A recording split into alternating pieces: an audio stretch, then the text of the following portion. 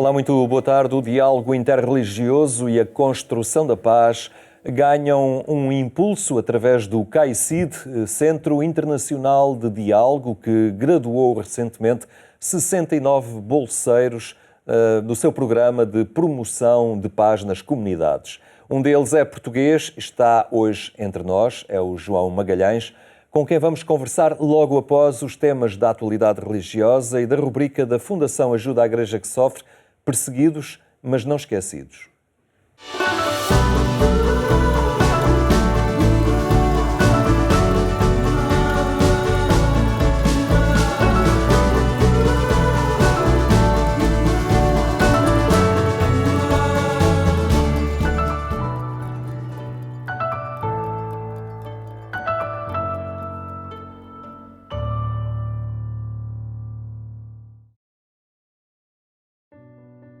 Vamos falar hoje da faixa de Gaza. Sim, da faixa de Gaza, de onde nos chegam todos os dias imagens horríveis de guerra, de violência, de pessoas em sofrimento. Falemos da faixa de Gaza e dos católicos que vivem por lá. Neste preciso momento, não sei quantos eles são, mas quando começou a guerra, quando o Hamas lançou o ataque terrorista em Israel a 7 de outubro, eram apenas 135 católicos. Hoje poderão ser ainda menos. É uma comunidade muito pequena, num território densamente povoado, onde a pobreza, o medo e a revolta estão presentes em quase todas as esquinas, em quase todos os rostos. Tal como a guerra. Nos últimos 10 anos houve 9 guerras por ali. Em outubro começou mais uma, a 10ª. Nesta terra, por onde passou, segundo a tradição, a Sagrada Família, a Igreja pede-nos ajuda para continuar a ser esperança junto dos mais desfavorecidos. E como essa ajuda agora é tão importante. Gaza Strip is a very special place over the world. We have 9 wars in the last years, and many they has a trauma of the war. It's a very small piece of land, but more crowded part of the world. To go out from Gaza is only allowed from very little number of people. The majority never went outside of Gaza Strip. Our community is very small. 135 Catholic. All the Christian. We are 1,017 people among 2,300,000 people. But our presence is a mission. We try to preserve the presence of Christ here. These people are the granddaughters or grandsons from the first Christian community. Because according to the tradition, when the Holy Family flew from Bethlehem to Egypt, they passed through Gaza Strip. So if we are Christians, it's thanks for this community of Christians. But it's not easy to be a little number. So we need help. First of all, spiritual help. The prayer is the real things. To offer the sacrifice is the real things. But for all the activities we make, we need the material support. Catholic Church has 3 schools, 10 clinics, and also we try to help many poor families. We try to make oases for all the people. So we ask you, all the benefactors, church in need, to continue to help, because we use that for the glory of Christ. O frade Gabriel Romanelli é um rosto da esperança que parece estar a esvair-se a cada dia que passa na faixa de Gaza. A região mais densamente povoada do mundo está em guerra. Faltam poucos dias para o Natal. Provavelmente nunca como agora, como ali na faixa de Gaza, se tenha pedido tanto pela paz, se tenha pedido tanto pelo fim da guerra, pelo fim do sofrimento. Faltam poucos dias para o Natal. Os católicos da faixa de Gaza pedem-nos orações, orações pela paz. A melhor prenda de Natal que seguramente poderemos dar. Todas as semanas marcamos encontro aqui porque há uma igreja que precisa da nossa ajuda.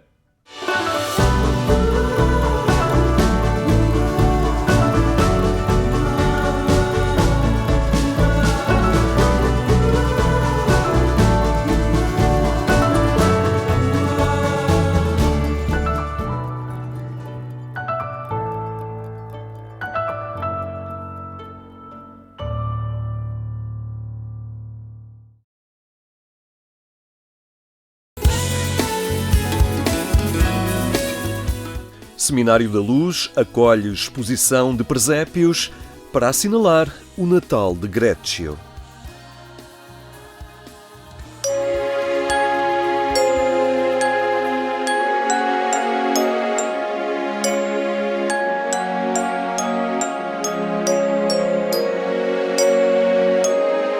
Há 800 anos, São Francisco de Assis recriava o nascimento de Jesus nas colinas de Greccio e nascia o presépio e a tradição de o recriar em público.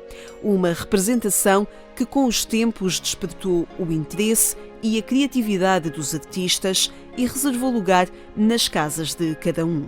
Uma cena tão simples, um menino que nasce, uma manjedoura, a mãe, o pai adotivo, os pastores que chegam, os magos vêm mais tarde, os anjos, que é uma coisa tão simples, não é?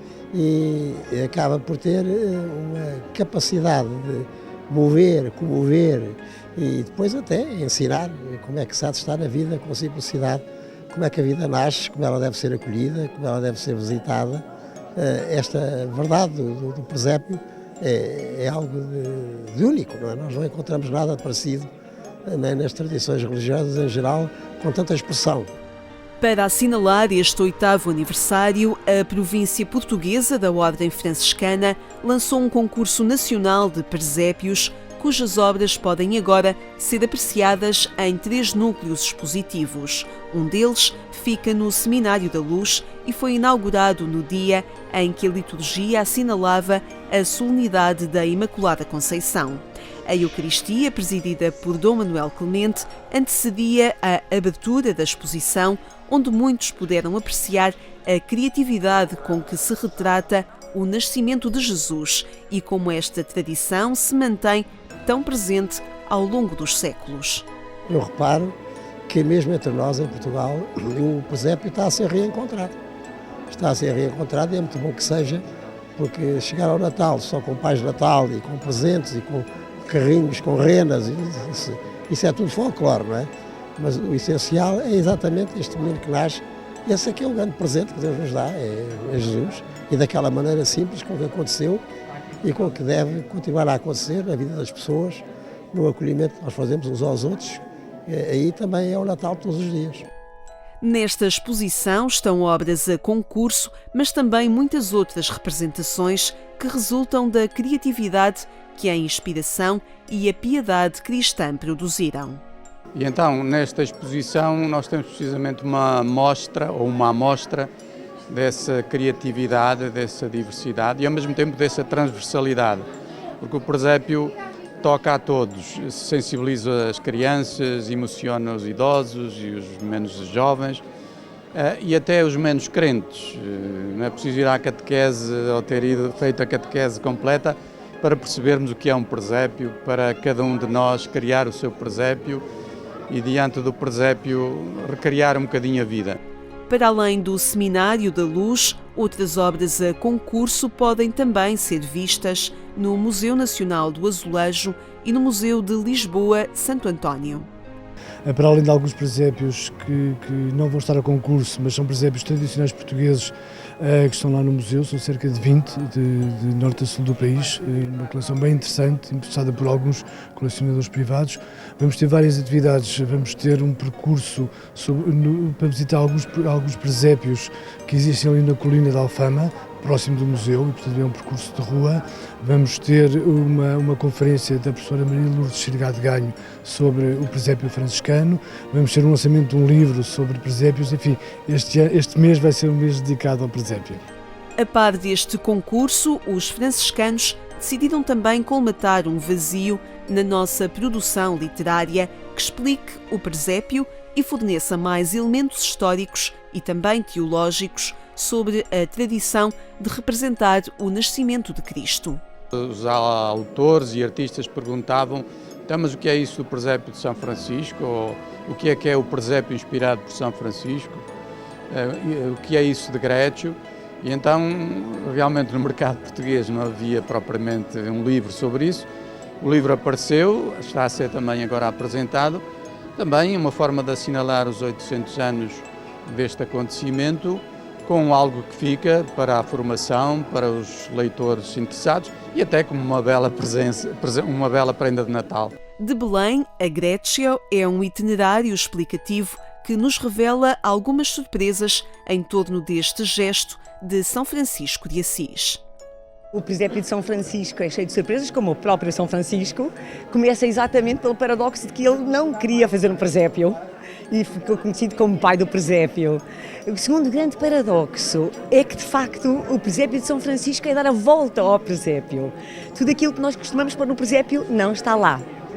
O presépio não tem Nossa Senhora, não tem São José e não tem um menino, que é um grande espanto. Tudo isto para que nós, sejamos nós, a ser convocados a estar no presépio e a fazer nascer o menino. Um livro que nos ajuda a compreender o presépio e a mensagem que ele encerra. A mensagem da paz e do amor. Ele só quis duas figuras e não eram duas figuras humanas. Ao lado da manjedoura vazia estava um boi e um burro. Na tradição patrística, o boi representa o povo da aliança, que sempre acreditou e, portanto, este testemunho para nós, quem mantém a fé apesar de tudo, e depois um burro, que era quem não acreditava, mas ainda ia acreditar. Portanto, também estamos nós lá, com as nossas dúvidas, as nossas perguntas, as nossas procuras, e depois o menino temos que o fazer nascer. Aproveitando a ocasião da inauguração desta exposição, o Centro Cultural Franciscano, em parceria com os CTT, apresentou um selo alusivo a São Francisco de Assis nos 800 anos da sua instituição, em recriar o presépio nas colinas de Grécio. É em agência.eclesia.pt que pode encontrar e acompanhar estes temas da atualidade. E nestes dias em que olhamos a liberdade religiosa no mundo, com a rubrica da Fundação Ajuda à Igreja que Sofre, trazemos também o trabalho do Centro Internacional de Diálogo, que formou 69 bolseiros de diversos países para serem promotores de diálogo e paz nas comunidades. Um deles, o João Magalhães, é da comunidade budista, está hoje aqui connosco no programa Eclésia. Obrigado por ter vindo. Muito obrigado, é um prazer estar convosco. Entre estes 69 foi o português graduado nesta bolsa. O que é que se pretende ao fim e ao cabo com isto? Agora, ser agente de diálogo, de promoção de paz na comunidade, que tipo de responsabilidade sente agora que lhe cabe a si? De facto, o CAICID fez um trabalho desde 2015 naquilo que é a promoção do diálogo interreligioso e intercultural. E este tipo de trabalho leva-nos a um aprofundamento não só de nós próprios enquanto pessoas, mas também para o desenvolvimento das comunidades e daquilo que é a nossa sociedade. A importância do diálogo interreligioso é cada vez mais preeminente hoje em dia e nós notamos isso pela forma como o mundo se encontra e, de facto, o CAICID dotou-nos de ferramentas e de estruturas para levar esse diálogo de uma forma diferente. Portugal, felizmente, é um país que tem também um grupo de trabalho para o diálogo interreligioso, também do qual faço parte, mas através das ferramentas do CAICID, outros recursos, outras metodologias e competências foram então criadas. Como através daquilo que é a facilitação do diálogo, não é? E o diálogo é principalmente o saber estabelecer relações, o saber estabelecer afinidades dentro daquilo que é um chão comum para todos, regras que são comuns, o respeito e também uma enorme capacidade de aprendizagem. Saber aprender com aquilo que é a diversidade e a diferença entre nós. Falava deste estabelecer relação, este criar pontes. Portugal vai-se falando que é um país relativamente pacífico, sem grande problemática em termos de conflitualidade religiosa. E ainda bem que assim é. No entanto, não podemos descansar em cima de uma relação e dá-la por adquirida. É necessário realmente criar mais ocasiões de contacto? Sei que integra este grupo interreligioso, mas está ligado também à comunidade budista. Faz falta momentos de encontro, pontos de partilha em que as religiões se intercruzem em atividades comuns, não apenas à volta de um dia qualquer simbólico ou de uma ocasião, mas tornar isto um hábito mais regular? Sim, cada vez mais, porque de facto é este encontro, até por vezes informal, que faz com que se possam fortalecer relações. E nessas relações nós conseguimos compreender diferenças e acolhê-las de uma forma muito diferente daquilo que é o habitual de ver pelas notícias ou por alguém que nos transmite. Então este contacto muito próximo, muito pessoal, naquilo que sejam até momentos fora daquilo de que sejam as celebrações habituais, é algo que poderá trazer um grande benefício. E é isso também que é muito fomentado pelo CAICID, o saber construir as tais pontes para o diálogo e para melhores relações. Historicamente, Portugal sempre foi um lugar de cruzamento de culturas, não é? Desde a nossa tradição de ultramarina e nos descobrimentos que a Lisboa chegaram sempre povos e culturas, civilizações diferentes, isso é bom. É necessário, hoje em dia também a realidade traz-nos a migração, não é? E vemos hoje muitos tons de pele nas nossas cidades. É importante conhecer o outro, criar lugares de desconstrução de preconceitos, de partilha de especificidades culturais. Era importante trabalhar isto? Sim, importantíssimo mesmo. Por exemplo, o trabalho que eu fiz foi muito focado naquilo que é o diálogo intrarreligioso, portanto, dentro da mesma religião, e intercultural, portanto, entre duas comunidades diferentes, a portuguesa e a chinesa.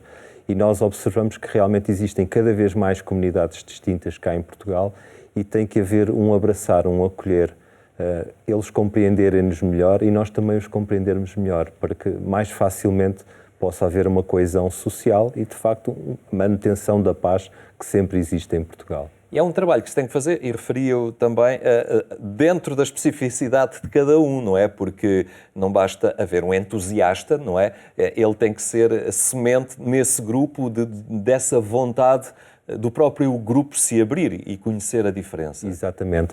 Lá está mais uma forma de capacitação do CAICID, portanto, treinaram-nos muito intensivamente e bem naquilo que é o diálogo e na construção dessa relação e orientação daquilo que é o diálogo. Porque, de facto, nós podemos encontrar depois temas que sejam muito sensíveis, e hoje em dia nós observamos isso, existem tensões e polarizações que poderão elevar aquilo que seja um tom num diálogo, para deixar de ser um diálogo para passar a ser um debate, e, de facto, nós temos que saber gerir tudo isso e todas essas condições na relação. E muitas vezes saber regressar àquilo que são as regras criadas pelo diálogo, comuns e que todos aceitaram. Como é que descobriu o CAICID? Como é que decidiu fazer este percurso? Foi num feliz momento em que estávamos a ter uma reunião do nosso grupo de trabalho para o diálogo interreligioso e o CAICID foi apresentado pelo Dr. Kevork e a partir daí eu encontrei uma vocação, uma missão para aprofundar todo o meu trabalho que já estava a fazer. E de facto fiz a seleção, fui escolhido dentre 500 candidatos, portanto um dos escolhidos, e a partir daí tornou-se uma jornada muito incrível de transformação pessoal e que não só transforma a mim, mas também irá transformar todos aqueles que possa tocar com o diálogo. Foi uma experiência que foi partilhando com 12 confissões religiosas diferentes, porque nesta formação, neste percurso estavam pessoas de diversas partes do mundo. Hoje, obviamente, há estes mecanismos digitais que nos colocam em contacto com os outros. Como é que foi esta experiência também de saber que era uma comunidade muito diversificada, esta que estava a fazer este caminho? De facto, foi uma experiência muito gratificante e muito enriquecedora. Em primeiro lugar, tudo começou com aquilo que era a nossa comunidade de 21 participantes, portanto, desde o Líbano, Myanmar, Paquistão, uma diversidade incrível, Itália, Albânia, para depois chegarmos a um encontro em que tínhamos também aqueles que vinham de África e aqueles que vinham dos países árabes. Portanto, essas duas confissões que estão confirmadas dentro do CAICID, depois cada uma delas tem particularidades. Então, encontraram 69 pessoas a construir uma família incrível. e, de facto, naquilo que é a diversidade, naquilo que é a diferença de opinião de cada um, nós conseguimos encontrar uma harmonia, pontos comuns e também um desejo, sem dúvida alguma, para a paz no mundo. É um trabalho e uma sensibilidade que se torna ainda mais urgente nos dias que correm, onde nós, infelizmente, assistimos a polarizações, não é? A extremismos, às pessoas começarem novamente a agregar em torno de realidades que apenas levam ao preconceito e ao ódio. Sim, infelizmente, cada vez mais estamos a notar esse tipo de situações, mas também existem cada vez mais pessoas despertas e atentas para aquilo que é a paz e para aquilo que é o diálogo. Por isso, cada vez mais deve ser fomentada esta iniciativa de diálogo e este espírito de partilha e de comunidade para que possamos alcançar maior coesão social e maior paz e entendimento. Esta graduação foi entregue há dias aqui em Lisboa. Foi uma experiência interessante partilhar com todas estas pessoas, toda esta diversidade, esta formação. Foi maravilhoso e para mim também uma aprendizagem incrível. Porquê? Porque pudemos partilhar aquilo que eram os projetos de uns e outros. Claro que encontramos pontos comuns e outros muito diferentes que nos ajudaram a enriquecer todo o processo. Portanto, o CAICID depois tem também esta vantagem, que é criar uma comunidade bastante alargada, onde podemos partilhar os nossos projetos e aprender uns com os outros. Muito bem, obrigado por esta partilha hoje aqui e certamente também na Agência Eclésia continuaremos atentos e a acompanhar este trabalho e estas pontes que forem sendo estabelecidas. Muito obrigado pela sua presença. Foi um prazer. A terminar, recordo que mais logo na Antena 1, poucos minutos depois da meia-noite, ainda pode acompanhar a edição rádio do programa Eclésia. Tenha então uma muito boa tarde e até amanhã, se Deus quiser.